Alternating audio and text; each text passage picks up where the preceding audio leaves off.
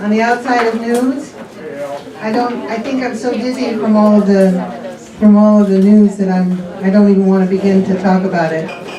Of course, well then I won't. Because I keep getting hopeful. What can I tell you? And it's shame on me for doing that. But we had a really good week today. Tanya Cooper over there. Raise your hand, Tanya. She registered 63 people to vote at the naturalization ceremonies on Friday. Yee-hoo! And knew to read the letter of congratulations and got applauded at the end. It's really nice when our people get appreciated for what they're doing here. And that continues to go on. We haven't heard anything about the next year's schedule. Oh no, we don't say about it, but we're not Well, no, I'm talking about the naturalization program. That I can't tell you about, but it's coming. So, okay, here we go. She wants to introduce the boys. all your announcements first. Okay, she wants to introduce the boys. These are AFL-CIO people, and she's very fond of these people. So, I'm here to introduce the rest of the world to you. So, any announcements? Announcements for today. Here we go, Marlena. That's an announcement from the person with the strange hair. Yes, but she's running for school board. Hello, happy Tuesday.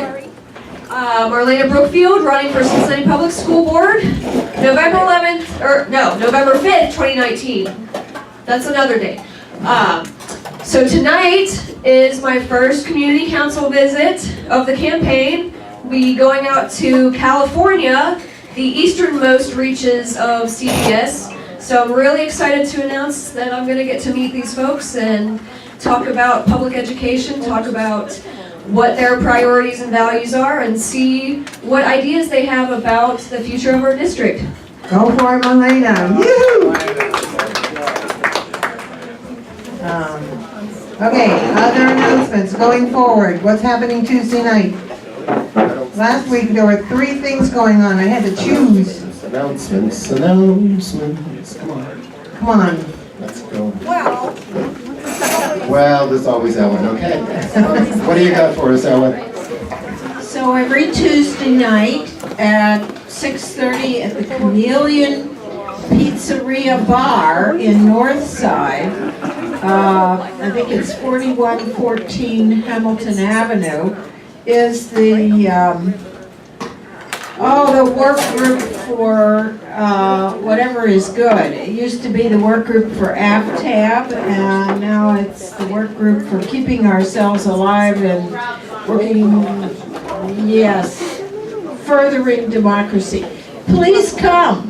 It's jolly, it's well organized, it's intelligent. There are also always interesting speakers. Richard Asimus does a great job leading that group.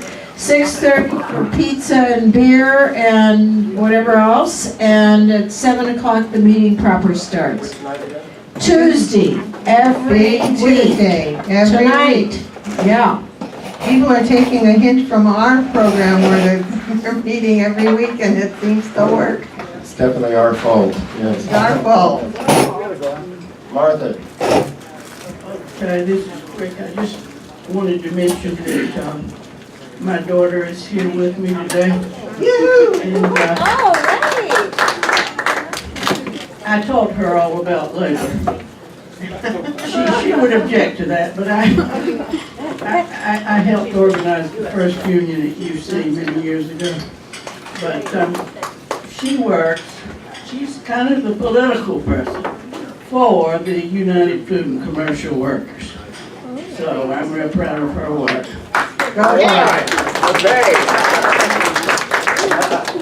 Hi, sorry, I have an announcement.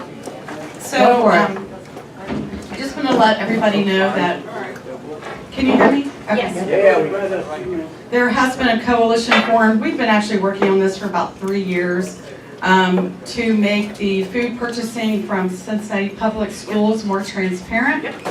and to make it fair, equitable, sustainable, and more environmentally sound and more fair to workers. And healthy, of course. So there will be a presentation held at the full CBS School Board on December 17th. We will have presenters from the coalition and a presenter from the purchasing department of CPS. So if anybody's interested, I do have flyers. And just think about this, 70,000 lunches are served a day. More lunches are served in our CPS school system than in all of the restaurants put together in one single day. So it's very important that how they're buying and purchasing that food, that they're accountable for those decisions, and we are setting up a criteria and guidelines for guiding those decisions for purchasing our school lunches. Thank you. May it be so. All right. Since Mom. Hi, I brought our youngest member, he's 2, so we're starting him early around here. Right. He's 2, education is very important, actually just turned 2.5, so he had a half birthday the other day. Yes, thank you. I wanted to just remind everyone that Move to Amend is hosting our 5th public meeting, and that's going to be this Sunday, the 16th. It's from 2 to 4 o'clock at the First Unitarian Church in Avondale. That's 536 Street. And the speaker is not yet going to be disclosed, but we usually have a speaker every time. And everyone is welcome. We also have guests from American Promise who come to every meeting because while we are officially nonpartisan, American Promise is intentionally cross-partisan. We're trying to get a 28th Amendment to get big money out of politics, which means it's really important to communicate all across the political spectrum and let people know that about 80% of people want big money out of politics. Thank you. Make it so. Make it, when did that start happening? Make it so. More hands, come on. Okay, now Peter, wave your hand. Peter, wave your hand. He is our newsletter person. If you have any announcements that need to go in the newsletter, please get a card from Peter, and we will make sure that that can happen. Is John Ray Patchett, are you going to talk to us about oranges? There you go. Oranges? Good day. No, Nuts. no, she's talking about Robert Kiwanis always sells fruit, citrus fruit and nuts this time of year, but that's not why I'm here. Just so you know, because I just got the notice today, I'm a member of the what's called FCNL, which is the I do remember I said Friends Committee on National Legislation, FCNL. We meet once a month, and it happens to be tonight. So it's always the, what's this, the second Tuesday? Yeah, second Tuesday at 6:30. And you're welcome to come, because if you want, what we do is lobby our Congress people, you know, here in the area. So if you want to join, it's, you know, I was raised a Catholic, so I'm not a Quaker, so they call me a quacklick. So it's open to anybody, but the thing is, you learn how to lobby and make friends with these people that you might not like. But that's important. That's the important thing, is to get the message across about peace, basically on peace and justice. Okay, and it covers about everything that you guys talk about. Two meetings tonight. It's a meeting tonight at 6:30 in the meeting house, and the meeting house is on, what's the name of that? No, it's some kind of way. Winding Way. It's right across from, it's right off 50 Parkway and in North Avondale. Yeah, it's called, you can't miss it. It's a real big house on the hill. So feel free to come over, and you'll, if you want to get involved in talking to your Congress people. Better a Catholic than a catheter. Oh, dear. Dear. Any more announcements? That used to be funny. That used to be funny, I'm with you. Okay. And I think our other speaker came in just now, is that right? Okay. The boys are here. The boys are Any here. other announcements before she introduces the boys?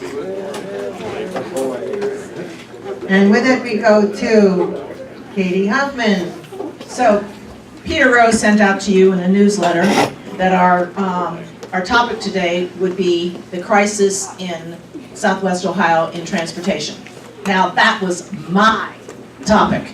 And the reason that is my topic is that from the point of view of my daughter who is handicapped, she's visually impaired, she can't drive. She is in crisis when she can't get to work and when she can't get picked up from work. You talk to the physicians in the pediatric clinic at Children's Hospital. It is a crisis when 20% of the appointments are no-shows because of lack of transportation.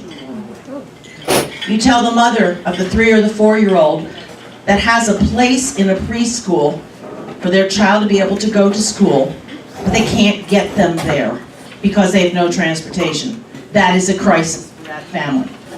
It's a crisis when the buses break down and people can't get to work. So in other words, for Southwest Ohio and the people that it affects every single day, it is a crisis. And so this is why Brian said, hey, we've got urgency on this Southwest Ohio transportation system. So can we please talk to Greater Cincinnati Dems this week about what we need to do? So Brian Griffin, who's the communications director for AFL-CIO, and my good friend Pete McLinden are going to be leading this discussion. They brought several other friends with them, which is great. I was at the meeting last night, so I know where they're coming from, and this is really important, folks. So thank you for being here.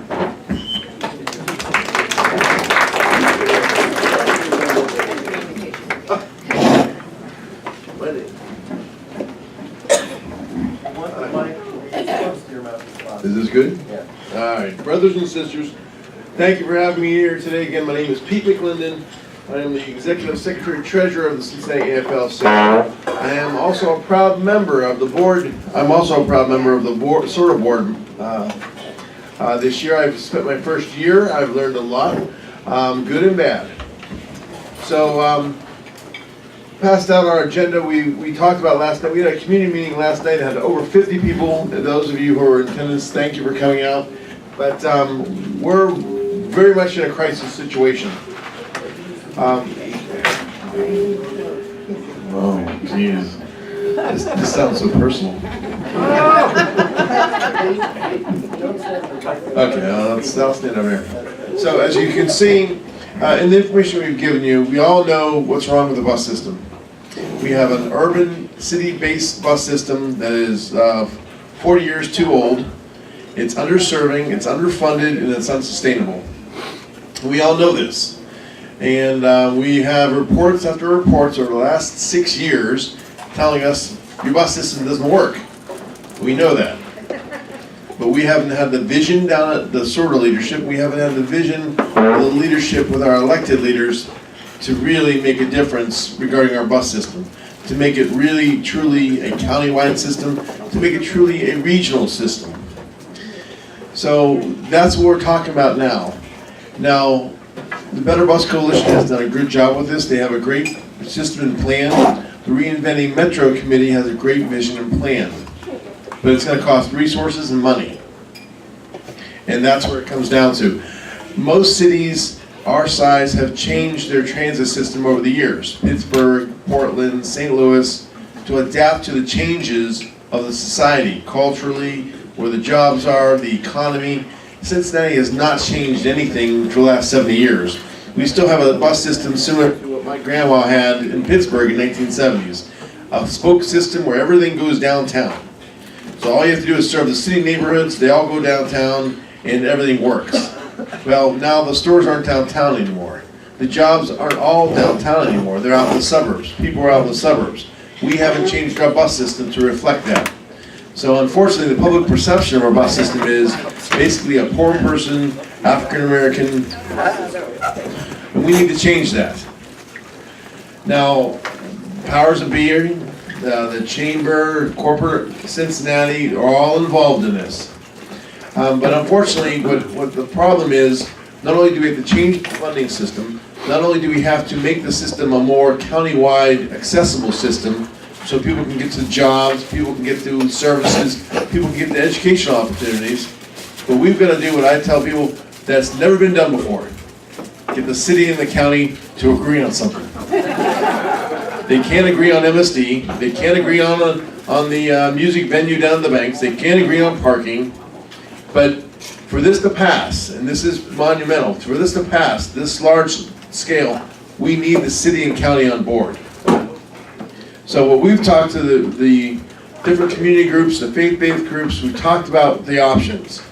Now, under the Better Bus Coalition's plan, it's going to cost roughly, locally, we have to raise about $150 to $160 million to expand the system and also have greater frequency, greater service to the bus routes that work now.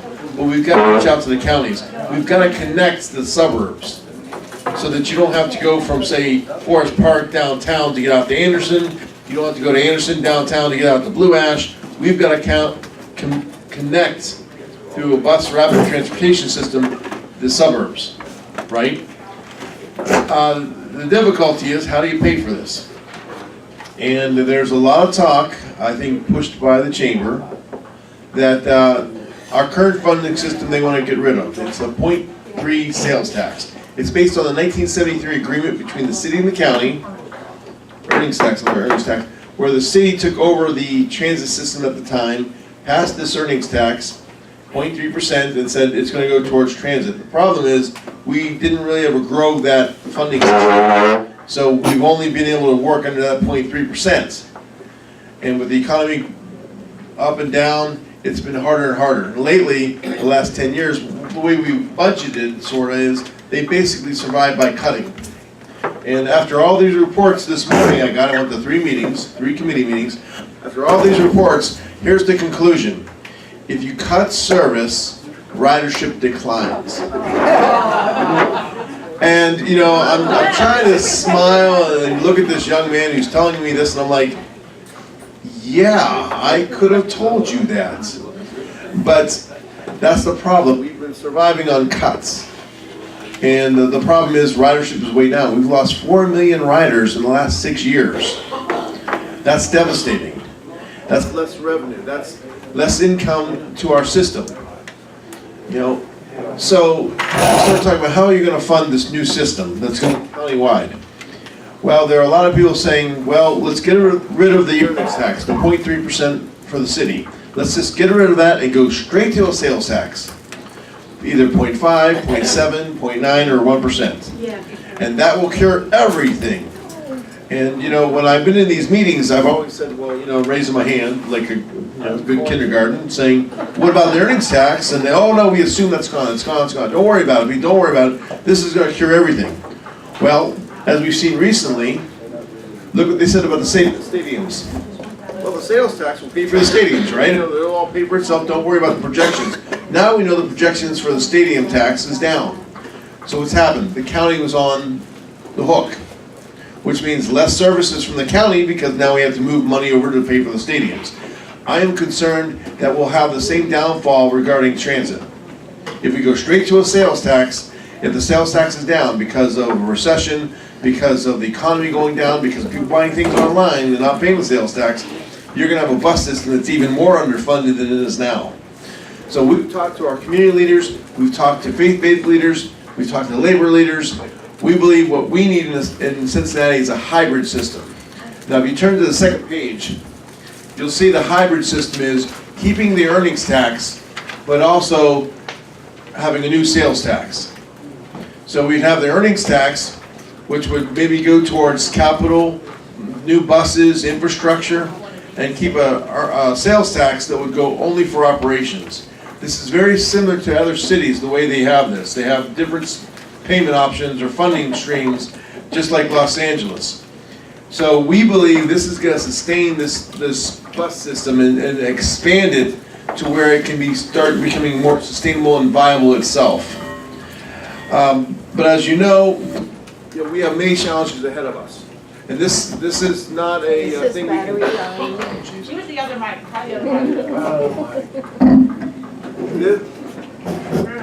This works better.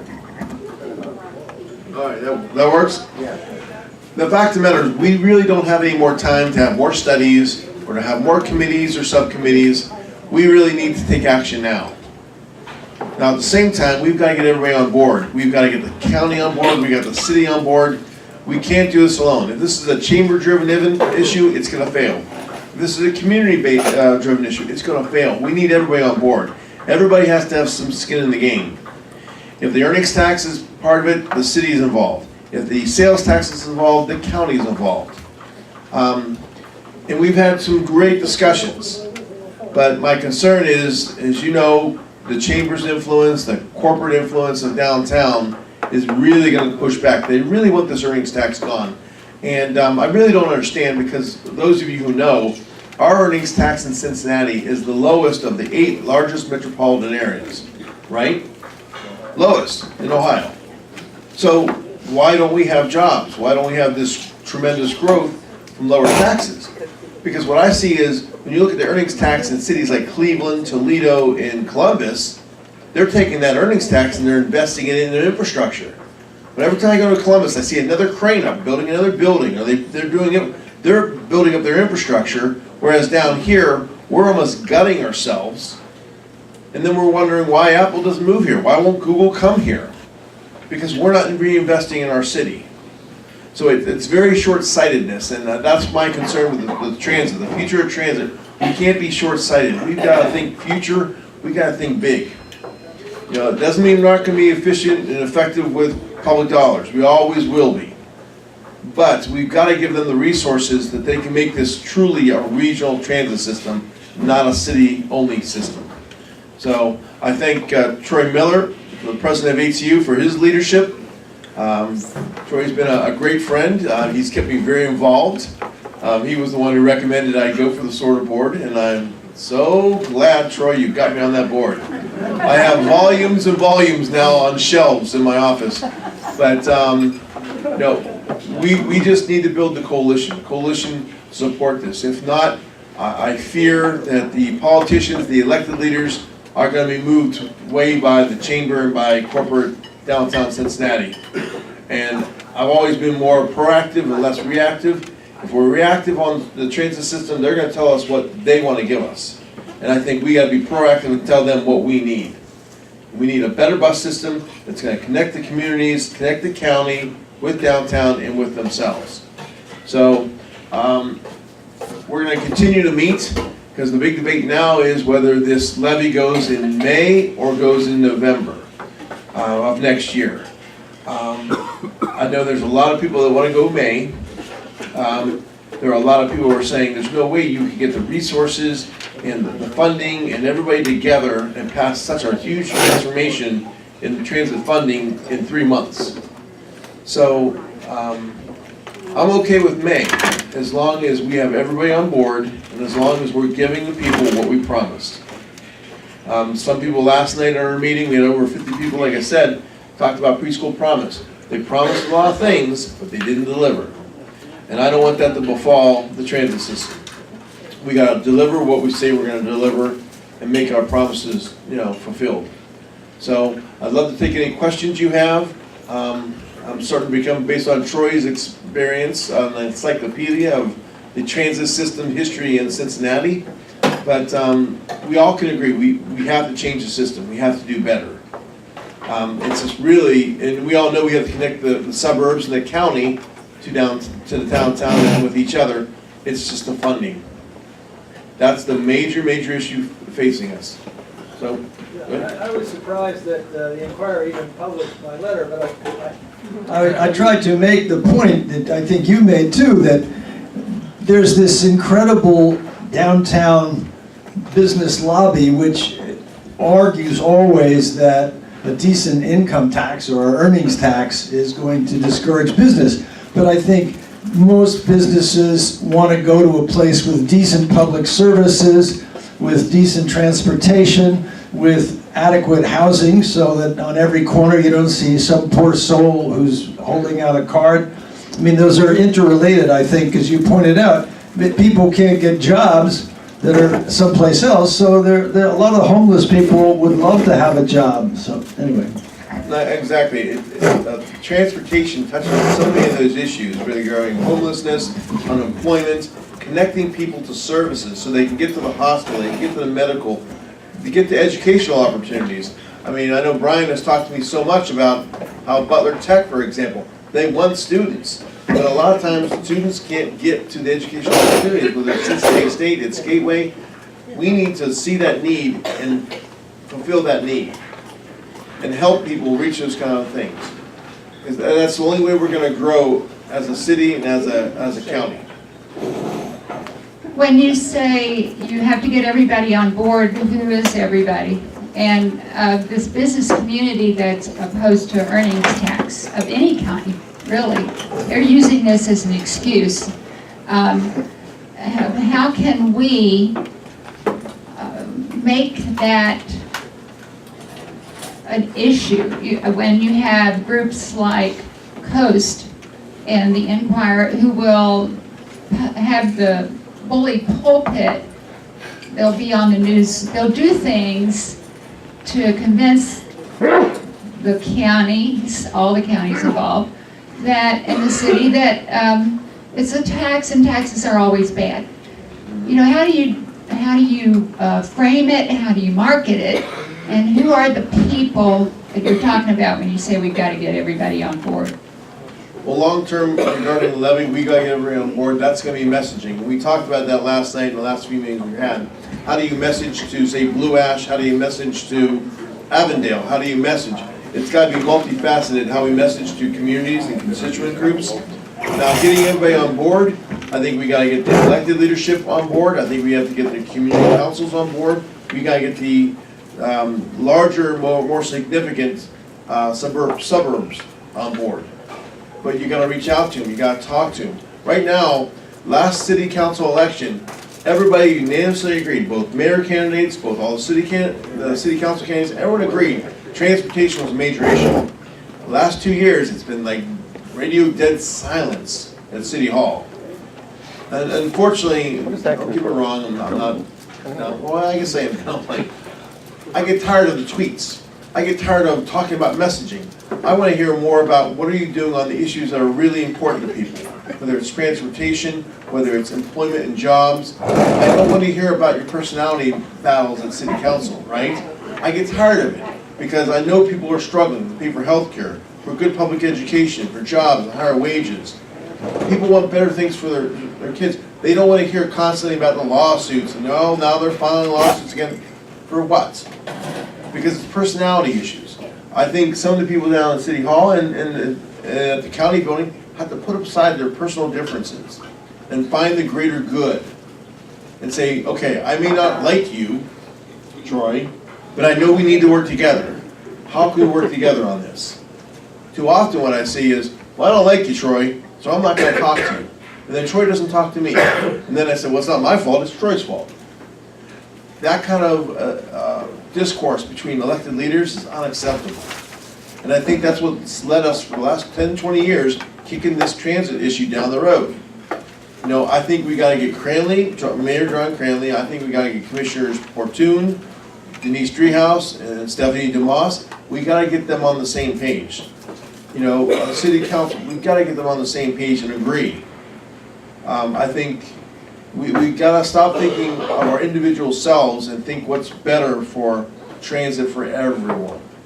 And cheapening this down, trying to go 0.5 or 0.7 on sales tax, I think we're going to go the same route as the stadium. In 4 or 5 years, the projections won't be met, and we're going to have to keep cutting. Back here. So going along with improving the service in terms of the routes, Cincinnati Public Schools is pretty much the biggest customer for Metro. My daughter rides it every day, and if we're going to talk about improvements to service, we need to talk about improvements to their customer service too, because I can't tell you how many times they have failed to pick up my daughter and the other children that wait at the same bus stop, and I know that happens every single day. And their customer service, when you call them, they don't want to hear it. They don't follow up on the cases. If we're their biggest customer, we're paying them at least $8 million a year. then how can we get anywhere with everything else? You're exactly right, and I'll have Troy speak on that, but I'll say this from my standpoint. You know, it's not the bus drivers, it's not the individuals who are doing the work on the field. I say that's a lack of leadership at the management level, at the highest level. You know, I mean, I like Dwight. He's a nice person. I think he's very qualified, but he's not the right leader that we need at this point. You know, you can make a similar argument regarding the Bengals. You know, is the head coach who we need to lead us, or is he just going to sustain? I think he's sustained for a long time, and I think Dwight is sustained. And I go to the meetings, and they want us to rubber stamp with it. I don't see the vision. You know, I think we need more visionary leadership that's going to really enthrall the employees and say, okay, you're part of a bigger and better thing. I think we've lacked that for so many years down at SORTA, and I think that's something we need to address at the highest level. And I'll let Troy address the rest of your question. So let me give you a chance to give you a little background of the number of operators. We've been short operators at least sorry about that. We've been short roughly about 25 operators for the last 2 years at least, okay? We've had a hiring, but they make the standard so high, they fire them or they quit before they get out of training. And so we do have a problem with keeping people. And it's become a major issue, because when an employee needs off work, they can't get a day off, they unfortunately just take off. And it's become an issue, as we've addressed this at the public SORTA board meeting numerous times. And now we've got board members asking management, saying, hey, how many short you this month? How many short you this month? And now they want to know, now they have to give reports to the board. And we've been saying this for a long time. We saw it coming. They didn't want to listen. And unfortunately, I can't help all those issues. One of the things that bothers us, because the system is a city system, okay? We're short operators, they'll cut a regular route before they'll cut an express route out to Westchester, Harrison. And that's an issue with us. And believe it or not, people call my office and they're yelling at me, and I'm like, I didn't know nothing about it. You know, I'm just finding out because of you, you know, or they call my office. So we do know it's an issue. Priority is schools. If there's, there's manpower issue, there's schools. And we've been dealing with this issue, trying to change the routes, how we're doing it, so we can get as many people out there as we can. We do know there's a problem. I just say we know there's a problem. We just have no manpower. We don't have enough manpower. And we hire them, and people disappear that quick. So we're working on that. Is that because of money? Not all, because some people get into business of transit. And this is not just here in Cincinnati, it's across the country. I sit on different boards across the United States, but in transit. And what happens is they find out this ain't the business they want to be in. Dealing with customers, dealing with assaults. We have drivers assaulted on a regular basis. People spitting on them. So we have people just quit. And we've had 3 assaults in the last couple months right here in Cincinnati. Spent 7 years working on a bill with the state legislators trying to make it a felony to assault a transit worker. Don't get nowhere because it's controlled right now by the Republican in the State House. But we do know there's an issue. But we have a lot of people come into training. They get their CDLs. Some of them get their CDLs and just go somewhere else.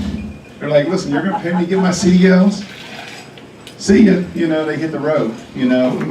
People don't look at jobs like back in the day when you came to a job and you're here for your lifetime. They look at the job now, I'm here for a year, whatever, I'm gone. So we do see that as an issue, keeping people. So. Back there. Hi, this is Jess Murphy in Troy. Yeah. The issue is I guess a month or so ago, we had a economics professor from UC come here. And she gave us an excellent overview of the economy and some of the issues that spelled big trouble for us before the next presidential election.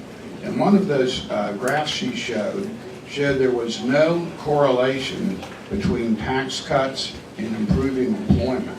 And so that is one of the issues that needs to be broadcast out to the folks we're talking about, so they understand and can't undermine the effort to increase funding, that if we do increase taxes to a certain percent, it is not going to affect employment whatsoever.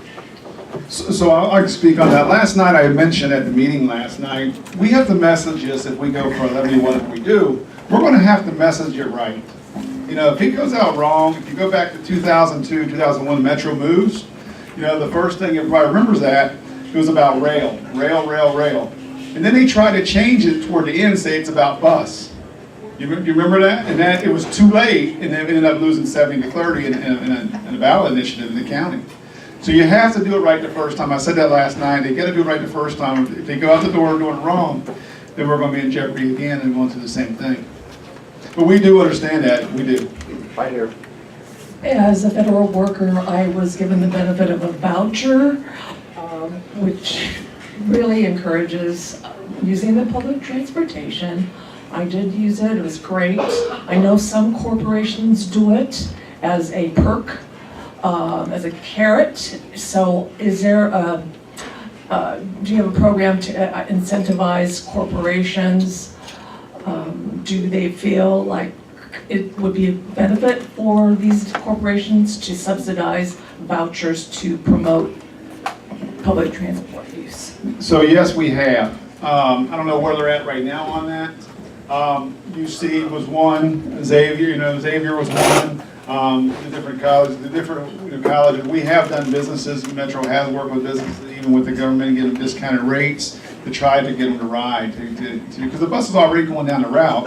Why don't you have more riders on it to make more money? It's already going that way. Not on the scale that's needed, though. It needs to be bigger. Sometimes they have, like downtown, they'll have, sometimes downtown they'll have like parking. Okay, park down here and we'll bus you in, and that's with some big companies, but not on the scale we need. We need a much greater scale. I think it's way underdeveloped, way underutilized. I'll say this. I went in the garage this morning. I just got here from the maintenance department. My background is maintenance, and I've seen the buses. There's a point they're deteriorating. They're 18 years old. You know, most people don't have their cars that long. And they'll have 500,000 miles on them. Now the labor's getting to the point where time you replace it and spend extra labor to fix it, that it's been cheaper to buy the buses. And so we got to figure out that problem. The buses have a big problem, especially when it comes wintertime, because the heat won't stay up it needs to be. And trust me, I don't only get here from the passengers. My phone rings at night. And my wife's like, somebody upset about the heat. I said, you got it, you know. I mean, when it's really, really cold, I'll get the calls. I'll get them at the layovers, you know, I'll get it, you know, and I'll pick the phone up and say, hey, here you go, we got an issue. So if we don't know it, we can't fix it, you know, we try to fix as best we can. We're Band-Aiding a lot of the buses as it is. So. I just want to go back to the sister's question too about what do we do from now? What's the ask? Where do we go from now? I would ask you to start calling county commissioners and start calling City Hall. We got to make sure this is on their radar. This is important. Where do you stand on this? Where do you stand on the earnings tax? Where do you stand on the sales tax? I think the only way we can start holding elected officials accountable is if we know where they stand. And if they can't tell you where they stand, then how do you hold them accountable? You know, they've got to make some tough decisions. And I know it's tough as elected leaders, but you got to take a position and say, this is where I'm at. You know, if they say they don't know, then they should be in office. Listen, I don't want us to forget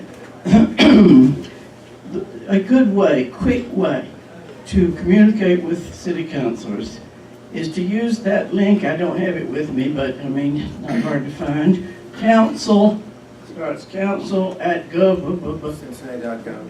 Yes, right. I mean, I use that a lot. And I hear back from councilors. When I address them all at once, I mean, a certain number of them will nearly always reply. So if we all did that, saying we've got to have transportation for our workers, or however you would want us to put it, that's one way. Because I mean, old people like me, we can't be going down there a lot and all that, but we can do a lot on email and, you know, if we stay busy on that stuff. But let me just throw this into, once there was a radio show, local radio about SORTA, what should we do, blah, blah, blah. this was a year or two ago, and they allowed comments, and I called them and said, well, why are we buying all these mega buses that cost a fortune? We should be buying small buses, in my opinion. Zoot out here, scoot out there, and oh my God, if we're stuck with $500 million, whatever it is, for a big bus, we don't always see the riders we wish we would see in town, even. And that would be better if we didn't have such great big buses. One back here. I can sort of answer the different bus issue. And actually, two parts of that. The more buses we have, the more parts we have, okay? So that becomes an issue on parts. Because we have a few short buses. We have a few of the Arctics, and we have, the rest of them, it's mostly the 40-footer buses. And usually the 40-footer buses, the engines last longer compared with what you see, like your small cutaway vehicles, the small buses, usually they last longer. So it's a lot to do with the money in the long run. So, and then the last part of that is our garage is not even equipped. If we would go to a smaller buses, we would have nowhere actually to put on a hoist to work on a lot of them. So they just went up to Springfield recently. They bought a bus up there, and they call it Cutaway. And some of our union officials went up there with them about 2 weeks ago. And they came back and said, man, them buses won't last. They won't last. So, so you have to, and then part of it is when you get grants from the federal government on buses, 80% of the bus is paid for by the grant usually, and 20% is paid by local match. So they usually get a better bang for the buck off the bigger buses. That's why they usually get that. Back there. Well, I would add to the sister too on that. Today it's sort of, we were talking about reinventing Metro. We looked at different options, right? Either cut routes, cut more routes, redo routes, right? Take money from low serving routes and put it towards the better serving routes. Or new term I heard today was micro transit.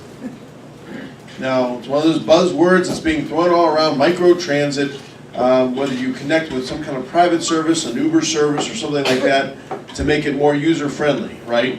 So I take a bus out to a transit center, and from there, I take either a smaller bus or I take some type of Uber-type service to another location, right? To make it more user-friendly. We're going to get more information on that. I'm not totally sold on that because I don't exactly want to start lessening wages through the Uber-type system and start utilizing those kind of people. I want to provide them opportunities, but I want them to be good-paying jobs, and that's the concern I have with some of what's going on around the country. But we are looking for other options to make us more user-friendly. And if it's good for the bus system, I'm all for it. Back here. So, talking about messaging and cost of things, how much do we spend subsidizing people driving from the suburbs to downtown on a regular basis, right? How much infrastructure spending do we as a society in Hamilton County, in the area, incur on a yearly basis, keeping the roads up, where if we had more people riding buses, there would be less impact on that infrastructure and less spending on those kinds of things. So I think people look at a price tag of a metro system or something like that and they go, oh my God, that's so expensive and so few people are riding it, and so why should I pay for that? I drive my car every day. Well, we're already paying for those people driving their cars.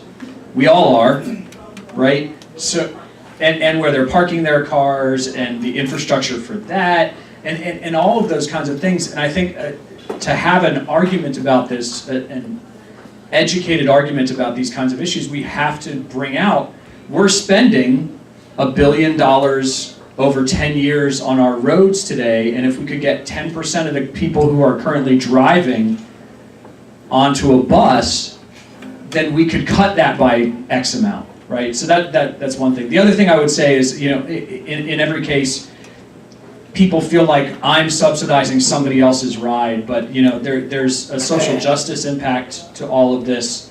There's as you pointed out, people can't get to a job because it takes them 2 hours to take the bus to get somewhere that it takes me 20 minutes to get to in my car. Well, now you have people who are relying on public services that otherwise would be perfectly willing to go get a job and work and earn their own way. So I think there are a couple different things, but the cost of cars versus public transit, I think, is something that people can look at and go, okay, so yeah, it's more than just, it's a cost center. Interesting fact, about 10 years ago, you can get it from the Ohio ODOT report, it was back in 2013. There was a report done by Kasich, and what it said was money needed to be put into transit. The average amount of per person put in transit in the state of Ohio was like 63 cents per person in the transit in Ohio. We were behind like North Dakota, you know. We're like number 38 of all the states. And if you go back 10 to 15 years ago, it was about 75 million put in transit in the state, the different transits in the state of Ohio. Now it's like 7.5 million. So it's been majorly cut in the state also. So basically all the transits, I'm just talking to my counterpart in Toledo, they're talking about cutting transit up there. They're actually in the process of cutting routes right now because of that. They just can't keep up with the services. So it's an issue all over the state also, so it's everywhere. When you're talking about messaging, you know, I keep thinking about these young people, they're teenagers. If there's a reliable transportation system, this gives teenagers somewhat independence, that they can get from point A to point B, they can see their friends. And on top of that, when they turn 16, there's not this demand for them to have a car to drive, which when, you know, these teenagers, that's insurance, that is parking wherever they go, but it's also the liability because those are our drivers that probably have more accidents in the beginning. But it's also, I'm thinking about air pollution, what it does, the more cars you have out there. So this is a messaging that we need to get out there, that not only is this good for people who need to get to jobs, but it's good for everybody. You know, as I said in the beginning, my daughter is handicapped. And for anybody who's handicapped and can't drive, they have to have opportunities to get to work. We have a whole lot of people that would really use a public transportation system. I mean, I go and visit Chicago or Boston or Philadelphia and Pittsburgh. It is just incredible, the systems there. When I go to those cities, I don't need a car. I don't rent a car. I use all the public transportation when I'm there. And it's usable, it's friendly, and it's reliable. It's easier in Pittsburgh because they don't have any hills. No. I would object to that. Well, two questions, sort of. Would it ever be possible to put a uniform security guard on some of your more difficult routes? And the other question is there anything that the State House and some of the administrative agencies could do for you that they're not doing now? Could you get some transportation regulations, some Ohio Administrative Code provisions that other states have that we do not have that might give you more free market? So to answer that question, 29 states have legislation against assaults and so forth on transit. 29 states, Ohio doesn't. So what the International, ATU International has done is something a little unique this last year. We decided to talk to the manufacturer and say redesign the buses. The manufacturer said, we're not going to do that, that's a cost of money. So, okay, so we decided to put a bill out. So there's a bill introduced in Congress in June. It's called House Bill 6016 HR. And the bill actually says you're going to need to accept federal funds, you need to redesign the buses and make them safer. Not only for the operators, but there's blind spots. Okay, there's a lot of blind spots when you turn. And there's, you can see it on our website, international website. If you turn left, you can see a whole row of people you won't ever see because there's a blind spot because of the pillar. And the buses were redesigned in Europe. They've already been redesigned. We asked them to redesign them here, and they said, no, we're not going to do it. It's costing money. Do they have automatic left turn signals when they pull away the curb off they don't use a turn? Well, so they came up with these ideas. That was one of the ideas. They came up with ideas where it'll stop the bus if it sees someone, but then they found out that's not been 100% either. You know, I went to a transit summit 2.5 years ago in Columbus, and the guy spoke, he said autonomous buses is the future. We just need to kill a few more to get all the bugs worked out. You know, and I was like, I was blown away. And I wish I had videotaped that luncheon because there was 200 people in the room, they all just looked at each other. And so we are dealing with that. You know, what we're trying to do now is say, hey, if you're going to accept federal funds, you need to fix these buses to make them safer. Because what we're concerned is, and I've seen it happen, we've seen the information from different transits, where someone gets stabbed or gets shot, and they're driving that bus will hit somebody. It's going to kill somebody. So that is a concern. I hear that from my drivers on a regular basis. Some of my drivers will say, hey, my operators, I come drive their operators, they'll say, hey, we don't want a barrier. We want to be able to talk to the people and be friendly with the people. But some of them say, you know what, after I've been hit and spit on, I don't care no more. Just put me in a little thing, I'll drive the bus, and I won't bother no one. I don't support bus fare increases. So you essentially need the federal upgrade of your Yeah. standards and then the state criminal statute. Yeah. Could you repeat what she said? So she was asking, we'd like to change the buses, how they're designed to make them more safer, and also the statute for criminal, to change that. In the bill we got, Denise Treehouse did a lot of work on this when she was at the State House, and Bridget Kelly's taken over since. It's been co-sponsored, it's made it through the Judiciary Committee last year, 100% unanimous, went out of the committee. Because the chairman of the committee and the Speaker of the House couldn't get along. It was a personal issue. They said, forget it, we're not letting it move. So that's the kind of stuff you deal with when you go lobby at the state and you find out this is what really goes on. It's aggravating. Do you know that the Judicial Committee of the Ohio State Bar Association is looking for ideas? Well, there's only the one, they are looking for ideas. Repeat the question, If please. the state bar endorses you, maybe you'll get attacked. Well, The State Bar Committee, the Judicial Reform Committee, Judicial Administrative and Legal Reform Committee, if that's what it's called, is brainstorming for ideas at the end of December, beginning of January, for 3 to 4 hours, and they're looking for ideas to put forth, and the State Bar could endorse you. Okay, that's good to know. We've only had one actual group to actually oppose us, and that was the Prosecutors Association. That's the only one that actually came in and opposed. The Buckeye Sheriff's Association, they endorsed it 4 years ago, 5 years ago, somewhere in there. Is it a uniform statute? What it is, real quick, is it's the same bill as the school buses. It's already a bill, it's already a law. We're just adding transit to it. That's all we're trying to do. It's already a current law, just adding transit to it. So we cover that. Right here in front. How about a simple question? One of the changes we've seen in my life is now we're a 24-hour society. Will the new system be 24 hours? Well, that's not been, I don't know if that's the discussion we've had yet, but I would assume it would be. So, in the reinventing Metro, six of the bus routes would be 24-hour under the new system. Because you're right, the problem we have is a lot of people are working second or third shifts, and they can't utilize the bus because either they start too early or they finish too late. So there is a large gap. And even if we can make it more employer specific, whether it's a Kroger's in Blue Ash or a Myers in Fairfield, we can do that. But we've got to expand the system.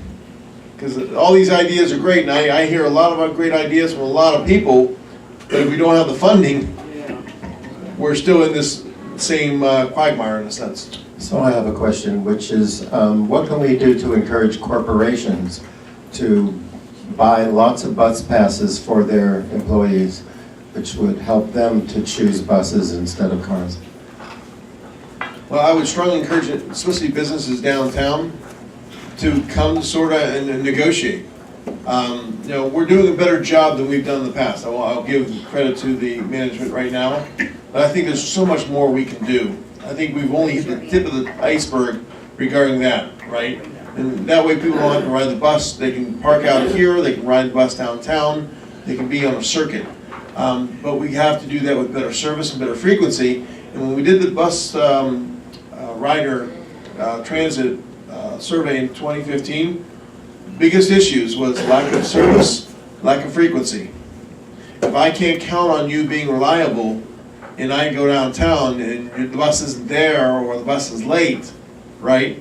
I can't continue to utilize your service because it puts my job in jeopardy.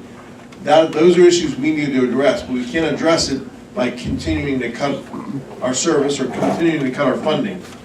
So I think we need, again, to get our leaders on board with a broader vision for all of Greater Cincinnati and Hamilton County. My question's really about double taxation. If you pay earnings tax in Cincinnati because you work here, but you live in Blue Ash and you pay earnings tax in Blue Ash, as long as you're paying double earnings tax, you don't want to pay any more taxes. And is there any way, and have you ever considered giving some sort of a credit to people who are in that particular situation, that instead of all of that earnings tax coming to Cincinnati, a chunk of it goes to the transfer, some incentive so that you could say to the people in the suburbs, you're benefiting by paying less city earnings tax because you're gaining transit in the process. But I think you're going to have to. So are you talking about a rollback? I don't know. I mean, I don't like rollback. I know rollback's a dirty bad word right now. But I just, it's the issue of how are you going to sell this to people who say, I'm already double taxed, I'm not going to pay anymore, and they don't see how they benefit. You're going to have to come up with some sort of benefit, you know, whether it's a reduction in some rollback. You're exactly right. The double taxation argument is being debated, how you respond to that. Now, some people would say it's more equitable to have a sales tax because then everybody is paying a little to go to a greater thing. But the messaging has to be honest and it has to be direct. I've told people before, and I've said this over and over, but people vote for the zoo levy, and they never go to the zoo. People vote for the public library levy, and they don't go to the library. And they vote for the senior levy, and they vote for other levies that maybe museum center, that doesn't affect them. But they know it's for the greater good, and they believe it serves everybody. And we need to transform our bus system and make them believe that we are going to fulfill our promise, and that they should vote for this new, funding mechanism, so we can expand the service, so it is good for everybody. Part of the problem is all those individual levies.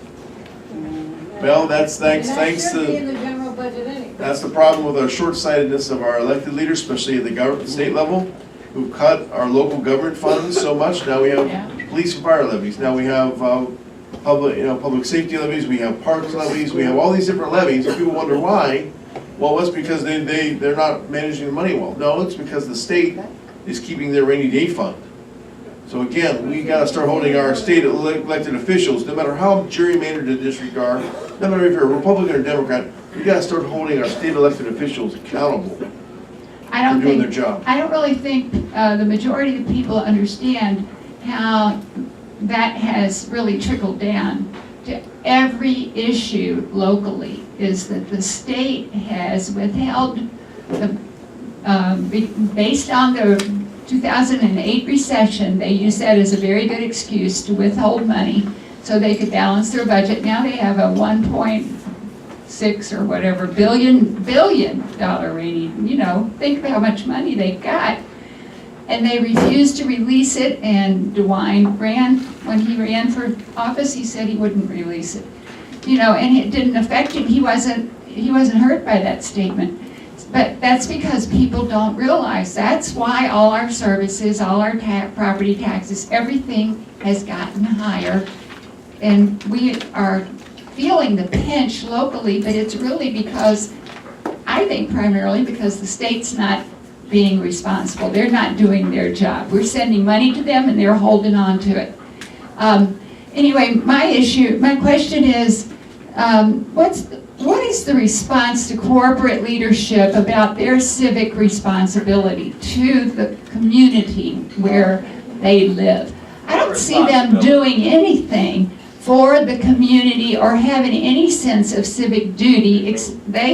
All they seem to think that matters is that they,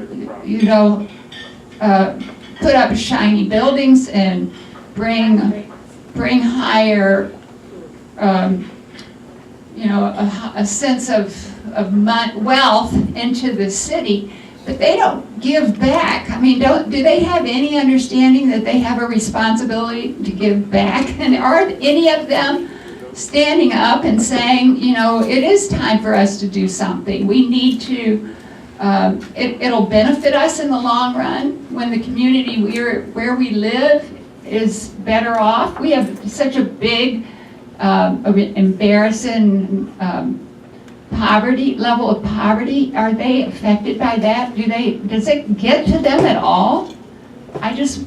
I don't hear anything about what they are willing to do. All they seem to want to do is make money. Well, I'll say this, as Julie Sellers, president of the teachers, told me this morning, we're the only city in Ohio that does not tax the stock options.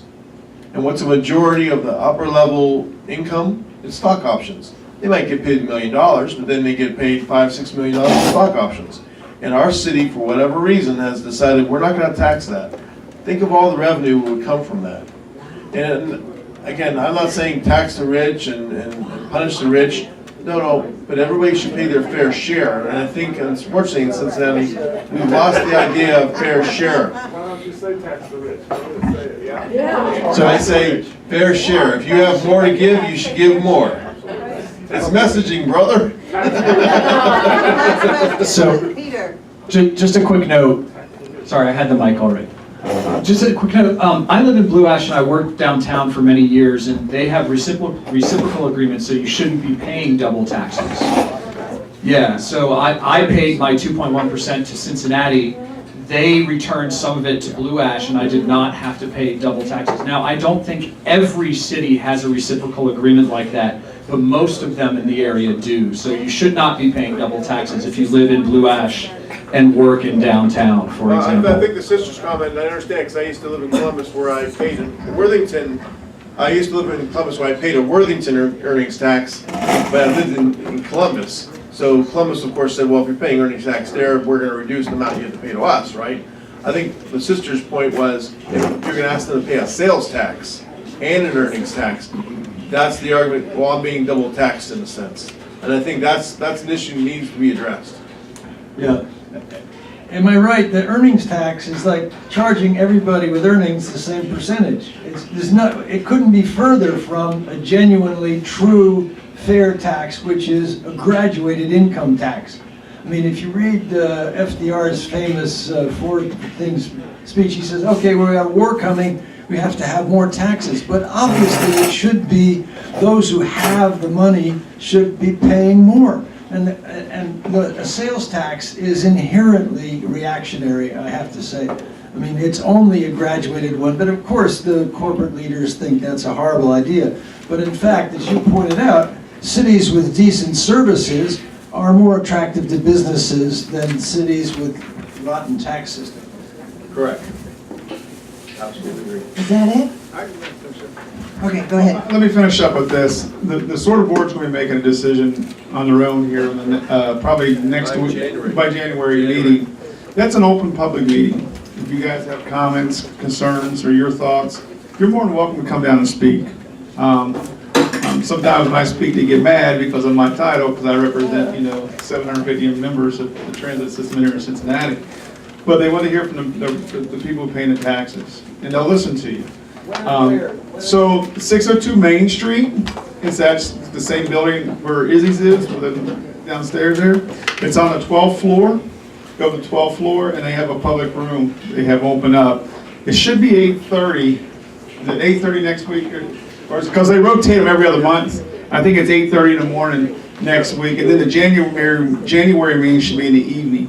So they rotate the meetings. So the next board meeting is next Tuesday, 8:30 a.m. downtown. And there's going to be discussion about what recommendation the Metro Future, or Reinventing Metro's committee is going to make regarding the levy issue. And then basically I think it's going to come to a vote in January. So again, we need you to talk to the SORTA board members, we need to talk to city council members, we need to talk to the county commissioners. Everybody should have some skin in this game. And I am looking up January 18th?